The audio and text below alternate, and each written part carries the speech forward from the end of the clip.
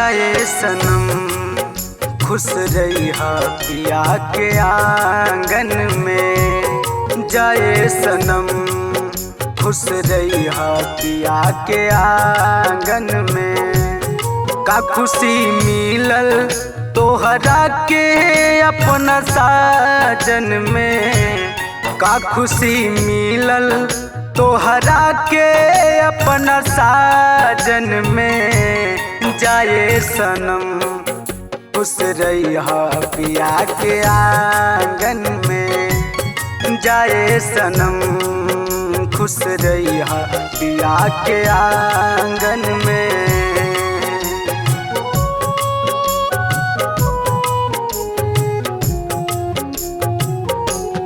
माफ करिहा गलती हमार मजबूरी बा।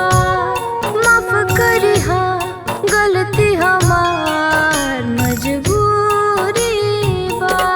के घर के इज्जत के बचावल भी जरूरी बा। माफ करिहा गलती हमार मजबूरी बा।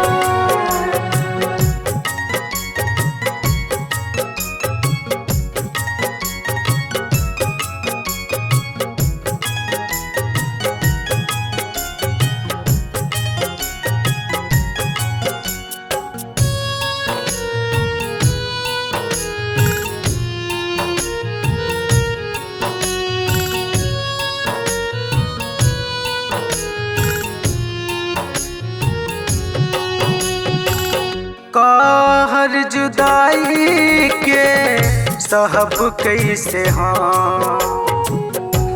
तू ही बता द कैसे जियब ए सनम। तने उमर रहे हमनी के प्यार के। हमरा के छोड़े पड़ी अपन दिलदार के।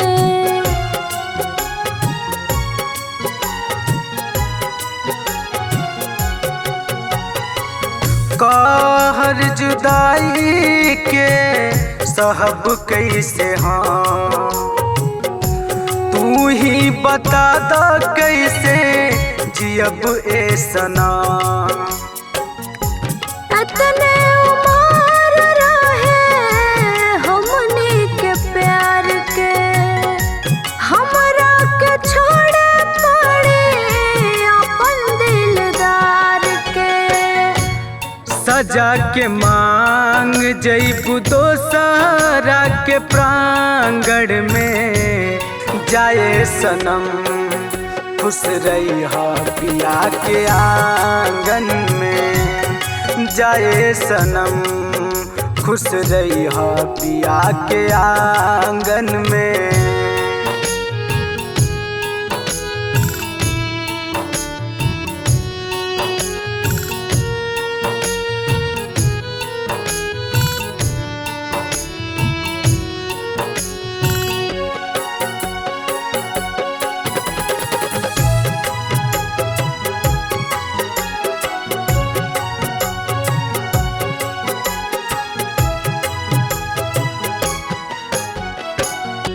क्षण भर में टूट गइल सपना सजावल।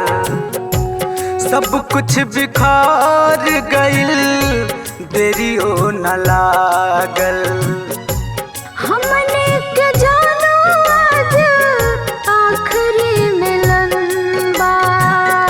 हमर त साथे जान करके नमन बा।